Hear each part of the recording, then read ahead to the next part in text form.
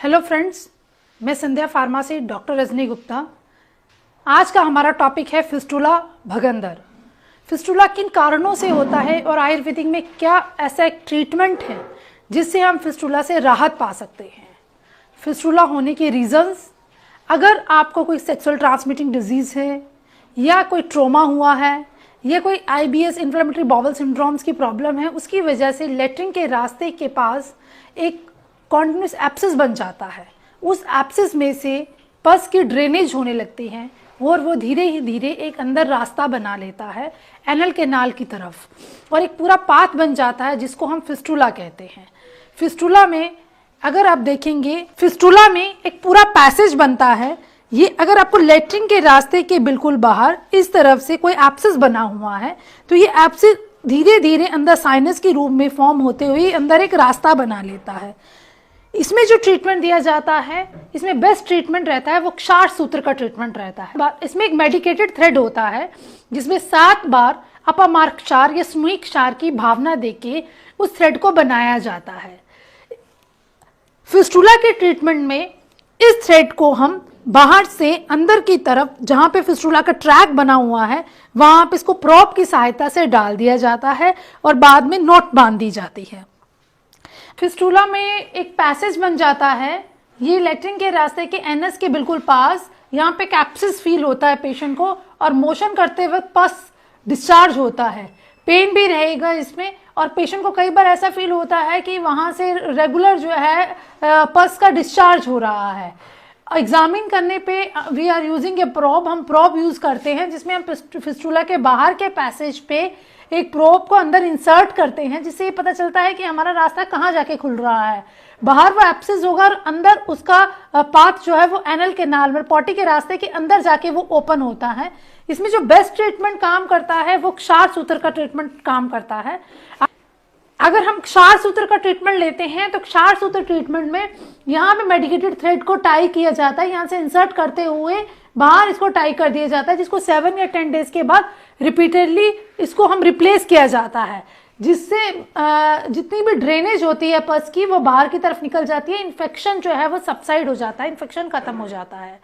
तो फिस्टुला का क्षार सूत्र की विधि से फिस्टुला का ट्रीटमेंट जो सबसे बेस्ट ट्रीटमेंट माना गया है। इवन WHO के अकॉर्डिंग भी क्षार सूत्र is the best treatment for fistula. अगर आपको किसी को भी फिस्टुला की प्रॉब्लम हो रही है, लेट्रिन के रास्ते से पस की ड्रेनेज होती है, डिस्कम्फर्ट होता है, मोशन करने के बाद पेन रहता है, या आपको कभी भी आप चेयर पे बैठते हो तो उसमें आपको बैठने के बाद कुछ डिस्कम्फर्ट फील होता है, वहां से पस का डिस्चार्ज हो रहा है, तो आप हमारे किसी भी सेंटर पे जाके वहां के डॉक्टर से कंसल्ट कर सकते हैं और अपना ट्रीटमेंट ले सकते हैं।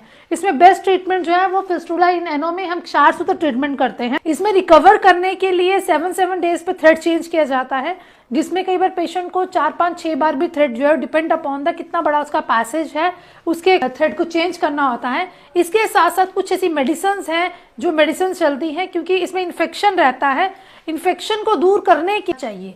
सिज बात करने का क्या तरीका है, इसमें एक टब लेके उसमें गर्म पानी डाल के सिज बात पाउडर 1 चम्मच डालना है। इस पाउडर को 1 चम्मच डाल के उसमें बैठ जाना है। टब में 10 से 15 मिनट तक पेशेंट को बैठना चाहिए, जिससे जितना भी इन्फेक्शन है वो ड्रेन हो जाएगा और वो एरिया सॉफ्ट हो जाएगा, पेन जो है वो पेशेंट का सबसाइड हो जाएगा। वैसे आप गर्म पानी से भी सेकाई कर सकते हैं, पर गर्म पानी की सेकाई से इतना अच्छा रिजल्ट नहीं आता है। सिज बात पाउडर में सफटिक, त्रिफला, नीम पत्ती पाउडर जो इन्फेक्शन को दूर करेगा, धातकी फ्लावर्स पड़े हुए हैं, मंजिष्ठा पड़ा हुआ है, पंचवल्कल क्वाथ पड़ा है, जो ये सारे ही इंग्रेडिएंट्स जो हैं इन्फेक्शन को दूर करेंगे और वहाँ पे पस की जो फॉर्मेशंस हो रही है उसको कम करेंगे और पेशेंट को पेन में भी इससे रिलीफ हो जाएगा। इसके साथ साथ सिजबात के साथ साथ फिस्टुला केयर की टैबलेट्स आती है। फिस्टुला केयर की टैबलेट्स आती हैं, जिस टैबलेट को 2-2 टैबलेट को सुबह शाम मॉर्निंग इवनिंग लेना है। इसको हमें पानी के साथ लेना है। इसके साथ साथ अगर किसी को भी भगंदर है उसको अपने खाने पीने के चीज़ों में बहुत विशेष ध्यान रखना चाहिए। तली हुई चीज़ें या स्पाइसी लाल मिर्च मसाला बिल्कुल नहीं लेना चाहिए और उसको हमेशा लस्सी का इस्तेमाल, छाछ का इस्तेमाल लगातार करना चाहिए, छाछ में वो लवण भास्कर चूर्ण का इस्तेमाल कर सकता है या बिल्वादी चूर्ण का, या छाछ में थोड़ा सा हींग डाल के उसको लगातार ले सकता है। इससे खाने की पचाने की शक्ति बढ़ जाएगी, जो इंटेस्टाइन्स में इन्फ्लामेशन है वो दूर होगी और खाना उसका प्रॉपर डाइजेस्ट होना शुरू हो जाएगा।